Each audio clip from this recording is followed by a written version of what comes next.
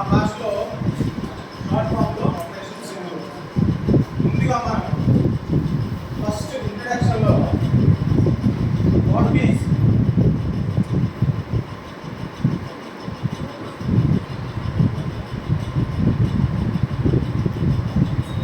Background ఏంటి, what is the background for operation Sindoor ఇది గురించి తెలుసుకుందాం. ఓకేనా? రెండు what is of Sindoor, of Sindoor ఏంటి, దాంట్లో ఏం జరిగింది.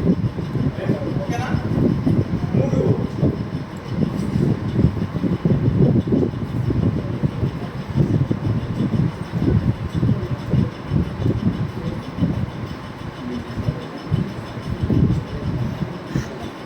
what are the weapons used, munitions అంటాం, ఏమేమి weapons యూజ్ చేస్తాం. ఫైనల్ గా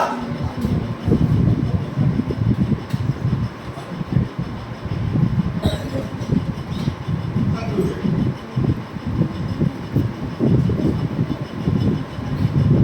ఇలా చేసి లేదా చేసి పెట్టేసావా?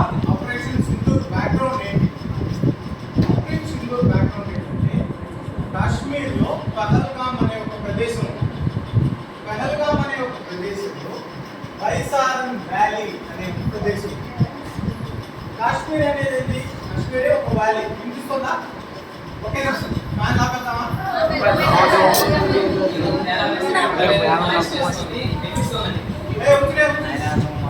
ఇలా ఇలా మధ్యలో రెండు పంచులు వేసుకున్నా, లేకపోతే నేను పట్టించుకో. ఇలా చేయడానికి సారే చెప్పాడు. ఓకేనా? సో బైసారన్ వ్యాలీ అని ఉంది కాశ్మీర్లో.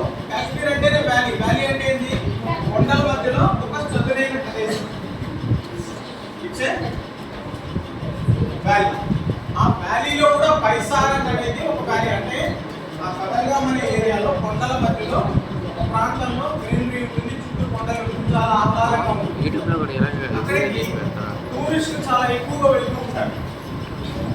చాలా ఇక్కడి నుంచి మనం బీచ్ కదా, టూరిస్ట్ మీరు కూడా ప్రదేశాలు తిరుగుతుంటారు. అక్కడికంతా మాట్లాడుతున్నారు మీరు, నాకు ఏం మాట్లాడారు? ఓకే, టూరిస్టులు అందరూ వెళ్తుంటారు. అక్కడ ఏం జరిగిందంటే, ఏ డేట్ ఎవరు చెప్పగలరు?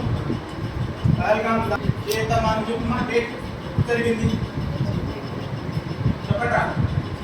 ఏప్రిల్ 23న ఈ సంవత్సరంలో 26 మంది భారతీయ హిందువులని ఒక నేపాల్ హిందువుని ఘోరంగా ఉగ్రవాదులు కాల్చి చంపేశారు. ఎలా చంపేశారు అంటే, అక్కడ దాదాపు 1000-1500 మంది టూరిస్టులు అక్కడ వాళ్ళు ఫోటోలు తీసుకుంటున్నారు, ఆడుకుంటున్నారు, పిల్లలతో సీనరీస్ ఎంజాయ్ చేస్తున్నారు. అక్కడలో వాళ్ళని గుర్తుపట్టి ఒక్కొక్కరిని వాళ్ళ మతం అడిగి వాళ్ళ భార్య పిల్లల ముందు మగవాళ్ళని మాత్రమే చంపేశారు. 26 మందిని ఎన్నుకొని స్పెషల్గా సెలెక్ట్ చేసుకొని తర్వాత ఏం జరిగింది? అంతేకాకుండా వాళ్ళు చనిపోయి వెంటనే చనిపోరు కదా, రక్తం పోతుంది. బుల్లెట్ వేస్తే సినిమాల్లో గిలిగలు కొట్టుకోవడం చూపిస్తారు కదా, కొన్ని చోట్లే గిలిగలు కొట్టుకోవడం చూపిస్తారు. ప్రతి మనిషి కూడా బుల్లెట్ బాడీలో దిగిన తర్వాత గిలగిల కొట్టుకోవడం సర్వసాధారణం. మనకు వణుకు ఎలా వస్తుందో, జలుబు దగ్గులో ఎలా బాడీ రియాక్షన్స్ ఇస్తుందో అలా జరుగుతుంది. కనీసం ఏ వ్యక్తి ఎంత దాన్ని ఏమంటామంటే మేము గుల్జాయి అంటాం. కరెక్ట్గా గుండెలు మట్టిలో తగిలితే గుల్జాయి అంటాం. చచ్చిపోవడానికి తక్కువ ఛాన్స్, అంటే ఇమ్మీడియట్ డెత్ అంటే కూడా 2 minutes. వెంటనే చచ్చిపోయాడు అంటే 2 నిమిషాల్లో చచ్చిపోయాడు. వాడు చనిపోవడానికి 10-15 నిమిషాలు పట్టింది. గాయాలు పడి రక్తం కారుతుంది. అంటే చనిపోతున్న వ్యక్తికి చనిపోతున్నాను అని తెలుస్తుంది. వాళ్ళ పిల్లలు, భార్య పిల్లలు చూస్తున్నారు. ఒక్కసారి ఊహించుకోండి, కళ్ళు మూసుకొని విజువలైజ్ చేసుకోండి. ఎంత ఘోరమైన చర్య ఒక మానవుడు చేయగలరా? హ్యూమన్ బీయింగ్స్ అంటాం కదా, మానవత దృక్పథం అంటాం కదా, చేయగలమా? మీరు చేయగలరా? యాజ్ ఎ సోల్జర్ నేను చేయగలనా? యాజ్ ఎ సోల్జర్ నేను ఏం చేస్తాను? వేరే సోల్జర్తో పోరాడతాను. నా దగ్గర ఎన్ని వెపన్స్ ఉన్నాయో అక్కడికి వస్తాం, వెపన్స్ దగ్గరికి వస్తాం. ఘోరంగా చంపడమే కాకుండా మీకు దిక్కున్న పోయి చోట పోయి చెప్పుకోండి, మమ్మల్ని కూడా కాల్ చేయండి సార్ అంటే ప్రాధేయపడితే మీరు దిక్కున్న పోయి చోట చెప్పుకోండి, మీ ప్రధానమంత్రి గారికి పోయి చెప్పుకోండి అనేసి లింపాదిగా నడుచుకుంటూ ఫంక్షన్ తర్వాత కార్యక్రమాన్ని క్షమించండి ఇలా కోర్చినందుకు ఒక ఫంక్షన్ తర్వాత వెనక్కి వెళ్ళిపోయిన విధంగా నిదానంగా నడుచుకుంటూ వెళ్ళిపోయారు 6 తీవ్రవాదులు. ఇది జరిగింది. ఇది జరగడం వల్ల భారతదేశం మొత్తంలో ఎప్పుడు మొదలు పెట్టారు సార్? కొంచెం టైం చెప్తారు కదా నాకు. భారతదేశం మొత్తం మీద కూడా ఒక బ్రహ్మాండమైన ఫీలింగ్ వచ్చింది, ఒక ఆలోచన వచ్చింది. ఏంది దౌర్భాగ్యం? 140 కోట్ల మంది ప్రజలు ప్రపంచంలో కల్లా 3వ అతిపెద్ద ఎకానమీ, అఫీషియల్గా 4వ పెద్ద ఎకానమీ. మన దేశాన్ని మనం కాపాడుకోలేకపోతున్నామండి.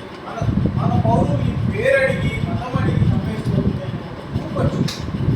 దేశం మొత్తం మీద ఒక ఆలోచన వచ్చింది. ఆ ఆలోచన వచ్చినప్పుడు ఏ ప్రభుత్వమైనా మనసులో ఆలోచన ఉంటుంది. స్టూడెంట్స్ మాట్లాడింది డెఫినెట్గా మీ టీచర్స్కి ప్రిన్సిపల్కి అందుతుంది, మనోభావాలంటారు.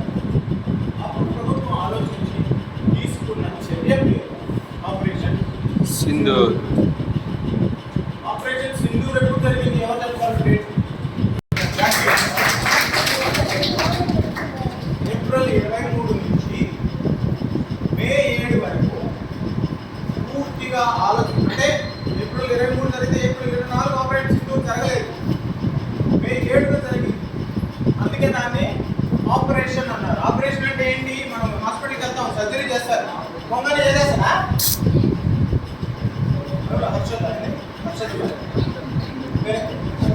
హర్షద్ చెప్తా ఈ పక్కన చేస్తా. ఆపరేషన్ మన హాస్పిటల్ పొంగని చేసేస్తారు సార్. రిపేరేటా మార్నింగ్ డైరెక్ట్ చేసుకోవాలి. 3వ చెప్పండి లాస్ట్. వండర్ఫుల్. రిపేరేటా స్వాతి ముఖ్యానికి చెప్తారు. స్వాతి ముఖ్యానికి క్లాస్.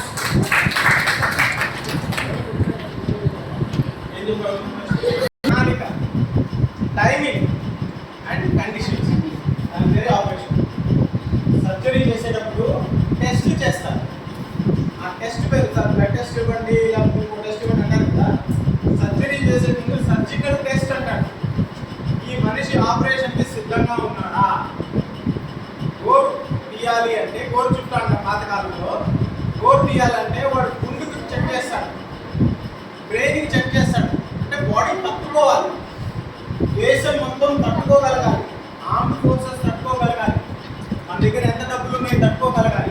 అవన్నీ ఆలోచించిన తర్వాత చేసిన దాని పేరే ఆపరేషన్ సింధూర్. అంత సమయం పట్టింది, దాదాపు 17 రోజులు. 17 + 7 చేస్తున్నాం, 25 రోజులు. సో ఇది బ్యాక్గ్రౌండ్. ఈ బ్యాక్గ్రౌండ్ మీద ఎవరికైనా డౌట్స్ ఉంటే ఇప్పుడు అడగండి.